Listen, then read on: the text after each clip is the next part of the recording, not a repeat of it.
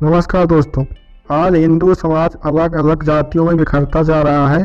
ऊंची और नीची जाति का गंदा खेल लगातार बढ़ता जा रहा है। कुछ धर्म के ठेकेदार तो कुछ राजनीतिक संगठनों से जुड़े नेता जातिवाद राजनीति के चक्कर में ही लोगों को बांटने का काम कर रहे हैं। भारत में 2011 की जनगणना के अनुसार भारत में 30 करोड़ से अधिक लोग दलित समुदाय से ताल्लुक रखते हैं और इसी समुदाय की एक और जात चमार भी है। आज भले ही चमार शब्द को अब किसी का अपमान करने के लिए किया जाता है, लेकिन अवसर में चमार एक क्षत्रिय हुआ करते थे।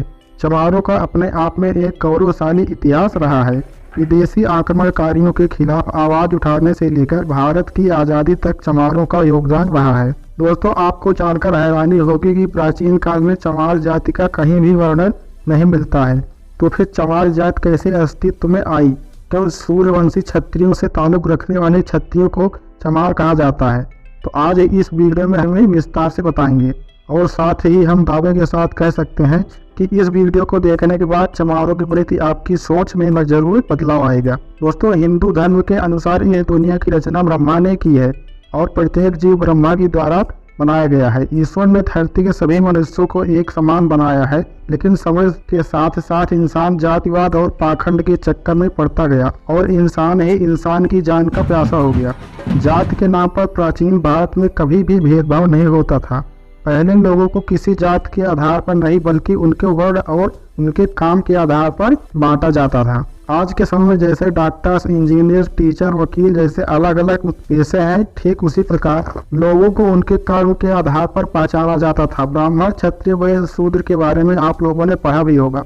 ये सभी नाम आप लोगों को उनके कार्यों के आधार पर ही दिए गए थे। वहीं महाभारत काल में भी लोगों को अलग अलग विभाजित किया गया है। इस समय में देव, दानव, राक्षस और किन्नर तथा गंधर्व के आधार पर जाति तय की जाती थी, जो आज की जात से बिल्कुल अलग था। चमार जात के बारे में वैसे तो कहीं भी उल्लेख नहीं है। चमार शब्द का पहली बार उल्लेख सिकंदर लोदी द्वारा 16वीं शताब्दी में किया गया था। जिस समय भारत में तुर्की और अफगान के आक्रमणकारियों ने भारत में प्रवेश करना शुरू किया था, उस समय पश्चिम बंगाल में चर्मकार वंश का राज हुआ करता था। ये एक ही सूर्यवंशी क्षत्रिय समुदाय से संबंध रखते थे। दोस्तों, गौतम बुद्ध, अशोक सम्राट चंद्रगुप्त मौर्य भी इसी वंश के थे। राजा चवरन सेन के शासन के दौरान चर्मकार वंश काफी ऊंचाइयों तक पहुंच गया। संत कबीरदास भी चर्मकार वंश के वंशज थे। चित्तौड़ के राजा राणा सांगा और उनकी पत्नी छाली रानी संत कबीरदास जी को बहुत मानते थे। राजा और रानी ने मिलकर रविदास से चित्तौड़ आने का अनुरोध किया और कहा कि चित्तौड़ के राजगुरु बनकर महल में निवास करें। रविदास जी ने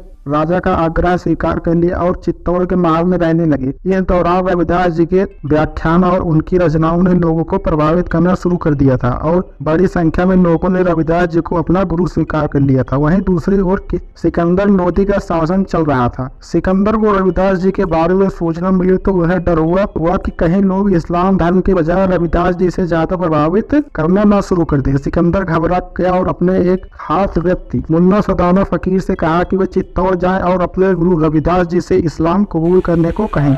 रविदास जी के जबरन मुसलमान बनाने के लिए सदना फकीर चल पड़ा। जब उसकी मुलाकात रविदास जी से हुई तब रविदास ने कहा कि वे शास्त्रार्थ और तर्क वितर्क कर ले। अगर सदना फकीर उन्हें पराजित कर देता है तो वे इस्लाम धर्म कबूल कर लेंगे, लेकिन साथ ही उन्होंने शर्त रखी कि अगर सदना फकीर हार जाता है तो वह हिंदू धर्म कबूल कर लेगा। सदना फकीर को अपने आप पर पूरा विश्वास होता है और दोनों के बीच वाद विवाद शुरू हो जाता है। इस शास्त्रार्थ में रविदास जी की जीत होती है और रविदास जी से प्रभावित होकर के सदना फकीर हिंदू धर्म अपना लेता है और अपना नाम बदलकर रामदास रख लेता है। रामदास और रविदास जी की मिलकर हिंदू धर्म का प्रचार करते हैं। जब सिकंदर लोदी को पता चलता है कि सदना फकीर ने हिंदू धर्म अपना लिया है तब वो आग बबूला हो जाता है और रविदास जी को बंदी बनाने के आदेश दे देता है। रविदास जी को बंदी बनाकर एक कारागार में डाल दिया जाता है, जहाँ उन्हें चमड़े के कपड़े बनाने का काम सौंप दिया गया है। सिकंदर लोदी का हिंदुओं पर अत्याचार बढ़ता गया।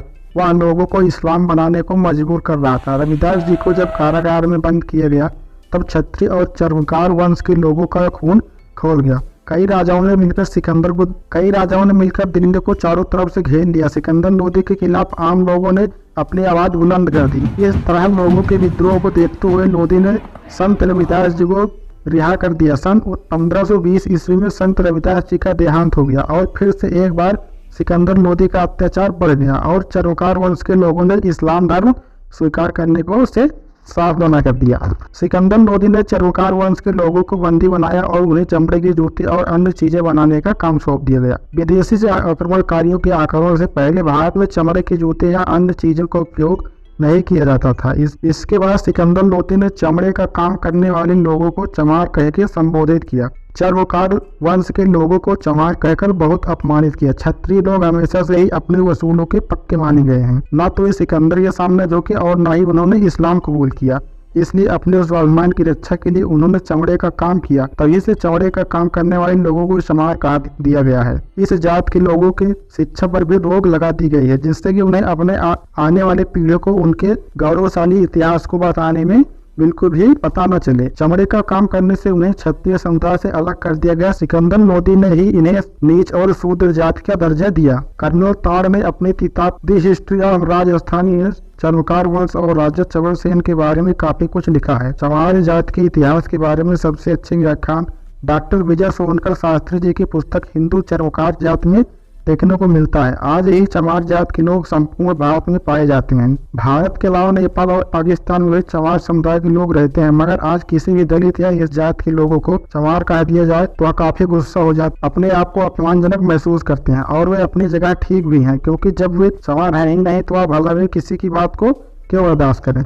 दूसरी विश्व युद्ध के दौरान अंग्रेजों ने एक चमार रेजिमेंट का गठन भी किया था। आधिकारिक तौर पर यह 1 मार्च 1943 को बनाई गई। चमार रेजिमेंट ने कोहिमा की लड़ाई में अपनी महत्वपूर्ण भूमिका निभाई थी और इसके लिए रेजिमेंट को सम्मानित भी किया गया था। 1946 में रेजिमेंट को भंग कर दिया गया। बाबा साहेब अम्बेडकर ने अपना पूरा जीवन दलित समाज के लोगों को समाज में बराबरी का दर्जा दिलाने में समर्पित कर दिया। आज वे चमार और दलित समुदाय के लोग डॉक्टर भीमराव को अपना आदर्श मानते हैं। तो वीडियो को पूरा देखने के लिए धन्यवाद।